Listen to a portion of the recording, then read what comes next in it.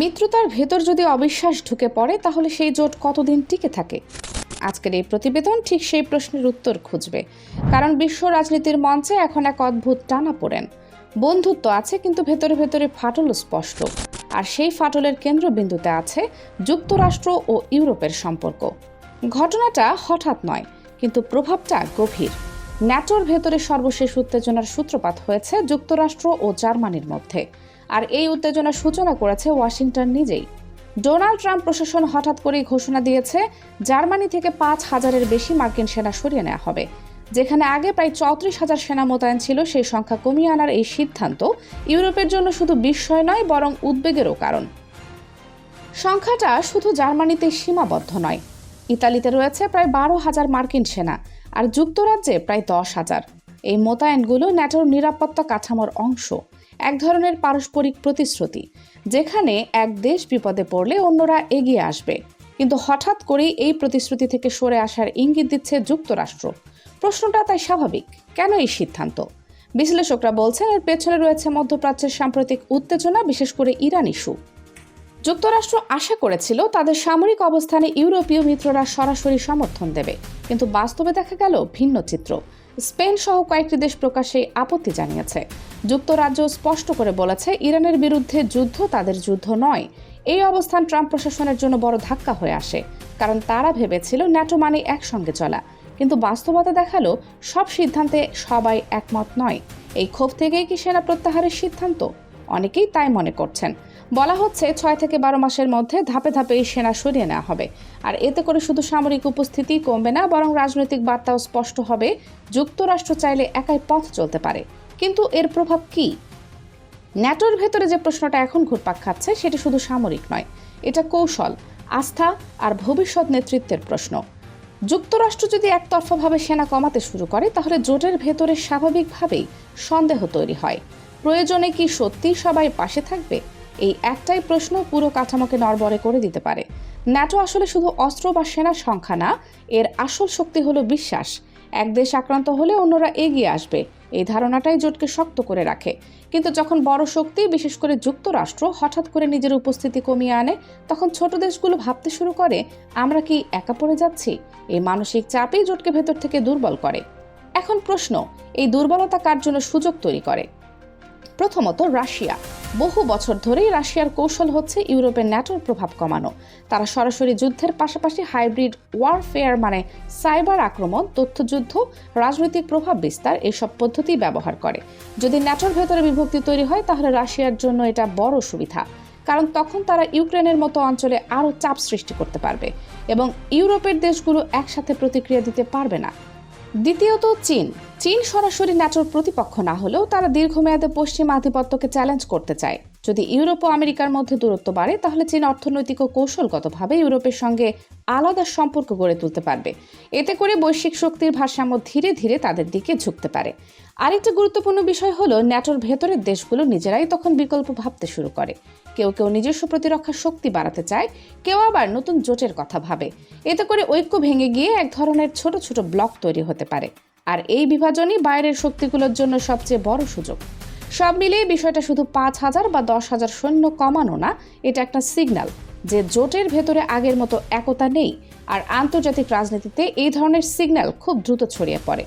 শেষ কথা হলো, ন্যাটো যদি নিজের ভেতরের আস্থা ধরে রাখতে না পারে, তাহলে বাইরের কোনো শক্তির কিছু করার দরকারই পড়বে না।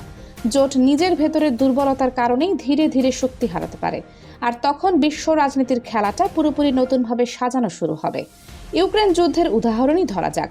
রাশিয়ার বিরুদ্ধে ইউক্রেনকে সহায়তা দিতে ইউরোপের দেশগুলো অস্ত্র, প্রযুক্তি ও অর্থনৈতিক সহায়তা দিয়ে যাচ্ছে। যুক্তরাষ্ট্র শুরুতে ছিল সক্রিয়, কিন্তু এখন তাদের অবস্থান কিছুটা বদলেছে। তারা চাইছে আপোষের মাধ্যমে যুদ্ধের সমাপ্তি হোক। অন্যদিকে ইউরোপীয় দেশগুলো মনে করছে রাশিয়ার আগ্রাসন ঠেকাতে শক্ত অবস্থান নেওয়াই জরুরি। এই নীতিগত পার্থক্যই এখন বড় বিভাজনের কারণ হয়ে দাঁড়িয়েছে। এর সঙ্গে যুক্ত হয়েছে মধ্যপ্রাচ্যের সংকট। ইরানকে ঘিরে উত্তেজনা বাড়ার ফলে জ্বালানি বাজারে অস্থিরতা তৈরি হয়েছে। তেলের দাম বেড়েছে, যার প্রভাব পড়ছে পরিবহন খরচ ও নিত্য পণ্যের দামে। ইউরোপের দেশগুলো এই পরিস্থিতি চায়নি, কিন্তু যুক্তরাষ্ট্রের আগ্রাসী নীতির কারণে তাদেরও সেই চাপ নিতে হচ্ছে। এই সব মিলিয়ে সম্পর্কের ভেতরে জমছে অসন্তোষ। জার্মানি, ইতালি, যাদের উপর যুক্তরাষ্ট্র ভরসা করেছিল, তারাও এবার দূরত্ব বজায় রেখেছে। ফলে ট্রাম্প প্রশাসন যেন বার্তা দিচ্ছে সহযোগিতা না করলে প্রতিক্রিয়াও থাকবে। তবে গল্প এখানেই শেষ নয়। এই উত্তেজনার মধ্যেই ইরান নতুন করে 14 দফা একটি শান্তি প্রস্তাব দিয়েছে। প্রস্তাবে বলা হয়েছে হরমুজ প্রণালী উন্মুক্ত রাখা হবে, তেলের সরবরাহ স্বাভাবিক রাখা হবে এবং যুক্তরাষ্ট্র যদি অবরোধ তুলে নেয় তাহলে তারা আলোচনায় বসতে প্রস্তুত। কিন্তু পারমাণবিক কর্মসূচির বিষয়টি তারা আপাতত পরে আলোচনা করতে চায়। এই প্রস্তাব নিয়ে যুক্তরাষ্ট্রের প্রতিক্রিয়া বেশ দ্বিধাগ্রস্ত। ট্রাম্প বলেছেন তিনি প্রস্তাবটি পর্যালোচনা করবেন, কিন্তু এটি গ্রহণযোগ্য হবে কিনা তা নিয়ে তিনি নিশ্চিত নন। তার মতে গত কয়েক দশকে ইরান যে ভূমিকা রেখেছে তার জন্য এখনও তারা যথেষ্ট মূল্য দেয়নি।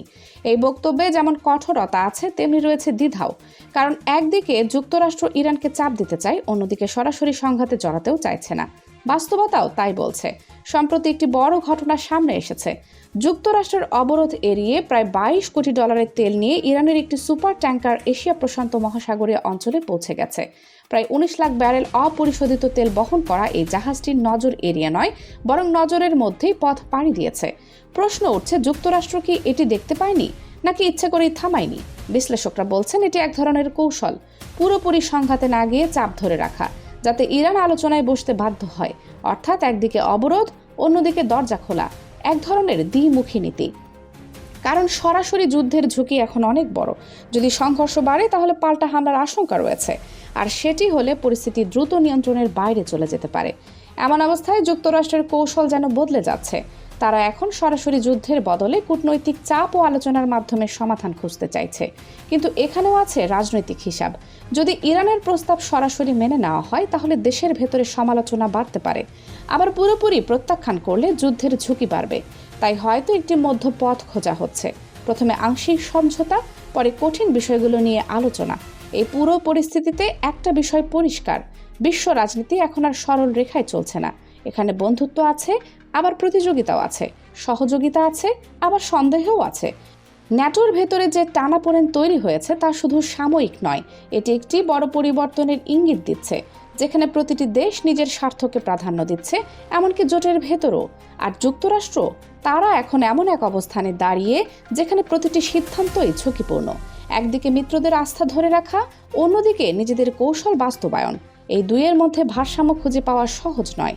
শেষ পর্যন্ত প্রশ্নটা আবার সেখানেই ফিরে আসে, এই জোট কি আগের মতোই শক্ত থাকবে নাকি ধীরে ধীরে দুর্বল হয়ে পড়বে? উত্তরটা সময় দেবে। তবে আপাতত যা দেখা যাচ্ছে তা হলো বিশ্ব রাজনীতির এই খেলায় কেউই পুরোপুরি নিশ্চিত নয়। সবাই হিসাব করছে, সবাই অপেক্ষা করছে পরবর্তী চালের জন্য। কানিজ ফাতেমা সোমা, আন্তর্জাতিক নিউজ, 0 টিভি।